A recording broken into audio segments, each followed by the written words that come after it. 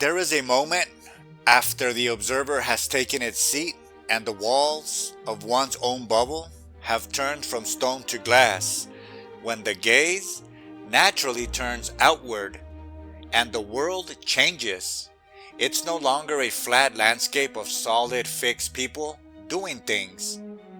It becomes a field of movement, of delicate, translucent spheres, each containing an entire universe. Once you see the architecture of your own reality, you can't help but begin to see the architecture of everyone else's. Other people stop being merely others. They become fellow inhabitants of their own unique, self-consistent, and often impenetrable bubbles. The angry driver, the fervent believer, the spiteful relative, the inspiring leader, the lost soul. Each is not just a personality, but a consciousness navigating a world built from their own specific cradle, their own hammer, their own maps and wounds. Their anger, fear, prejudice, or generosity is no longer just a character trait.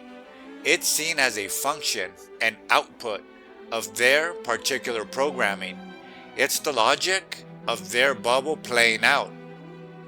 This shift in perception is where intellectual understanding transforms into felt experience of connection. This is empathy, seen from a higher resolution. It's not about feeling what they feel, but understanding why they could feel it. It's perspective taking at the level of worldview. That person isn't attacking me.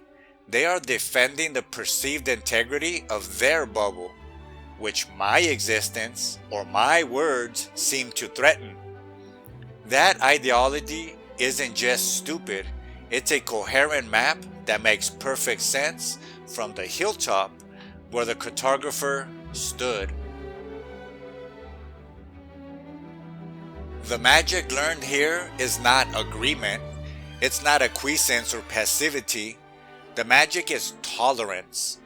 And tolerance, from this vantage point, has nothing to do with weakness. It is a form of profound strength and clear sight. It is the calm, observational recognition that every single person is at a different coordinate on the infinite spiral. Some are asleep inside a seamless painted dome, convinced it's the sky. Some are in the midst of the violent, messy rebellion of the apprentice.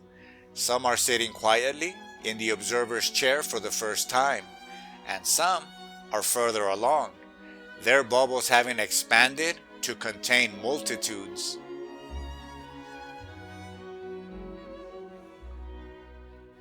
To judge someone for being at an earlier stage at the spiral is like judging a sapling for not being an oak.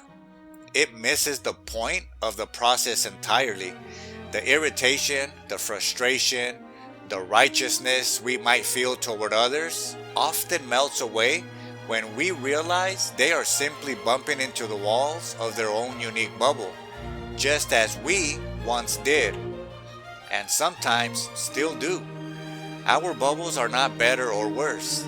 They are just different constructions, different solutions to the problem of being alive and aware. This understanding is the bedrock of real compassion. Compassion is not pity. It is the recognition of shared fragility, shared programming, and a shared, often difficult journey. It is seeing the hurt child inside the angry adult, the fearful animal inside the aggressive ideologue. It allows for boundaries to be set, not from a place of hate, but from a place of clear seeing. I see your bubble, and I see that its current shape is harmful. I will not allow it to distort mine, but I need not to hate you for living inside it.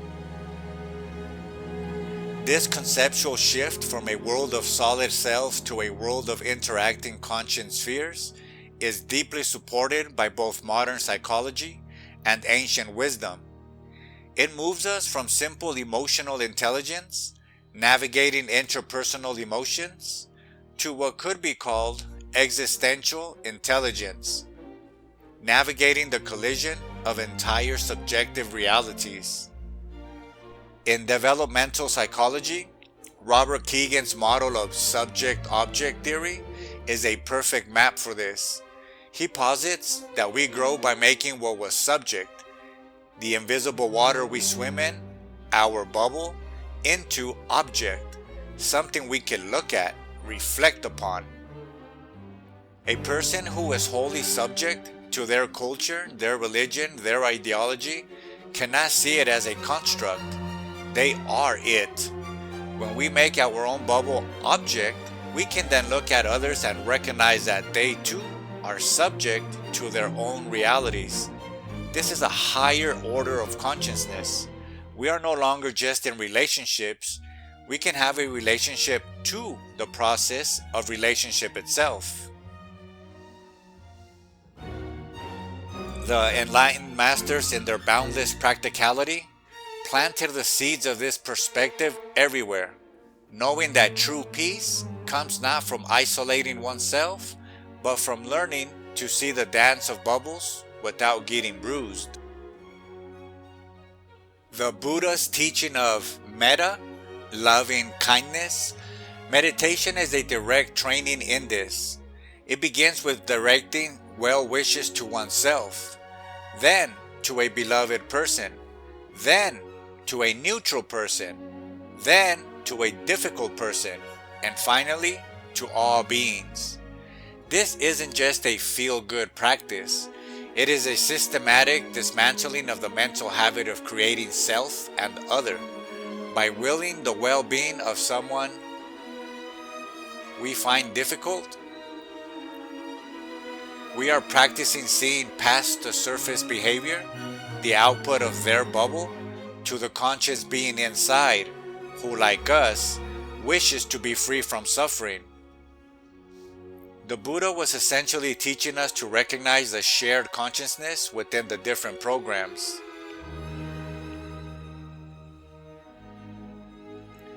In the Jewish Talmud, there is a profound teaching. Do not judge your fellow until you have stood in his place. This is often interpreted morally, but from this perspective, it takes on a deeper meaning. To stand in his place is to attempt to perceive the world from within his bubble, to see the maps he was given, the hammers that shaped him, the fears that guard his walls. It is an injunction against the blindness of assuming our bubble is the only valid one. The Sufi poet Rumi expressed this with heartbreaking beauty. Out, beyond ideas of wrongdoing and right doing, there is a field. I'll meet you there. The ideas of wrongdoing and right doing are the laws, judgments, and the dualities inscribed on the inside of our separate bubbles. The field is the open space of pure awareness of the observer state, where we can meet not as rival programs, but as a conscious beings before the programming was installed. He was pointing to the unity that exists prior to the division into bubbles. Even the modern philosophical concept of theory of mind, the ability to attribute mental states, beliefs, intents, desires to oneself and others, is a cognitive prerequisite for this episode. What we are developing here is a theory of worldview, a meta theory of mind that understands not just what someone thinks, but the entire reality tunnel from which those thoughts emerge. Seeing the bubbles of others doesn't mean we condone every action. It doesn't mean we abandon discernment or justice. In fact, it makes our discernment sharper and our pursuit of justice more compassionate. We can work to change harmful systems and behaviors, not because we see people as evil, but because we see them as trapped in bubbles that generate harm, both for those inside and for those outside. The work becomes about expanding awareness, not punishing individuals. This is the quiet birth of a genuine unity consciousness, not a vague feeling of oneness, but a concrete perceptual understanding that we are all individual points of awareness, each crafting a personal universe from the raw data of existence, and that these universes are in constant, delicate negotiation. We are less like separate billiard balls colliding and more like neighboring galaxies whose gravity field subtly influences each other's shape and spin. From this place, conflict transforms. It is no longer a war of truth, but a negotiation between realities.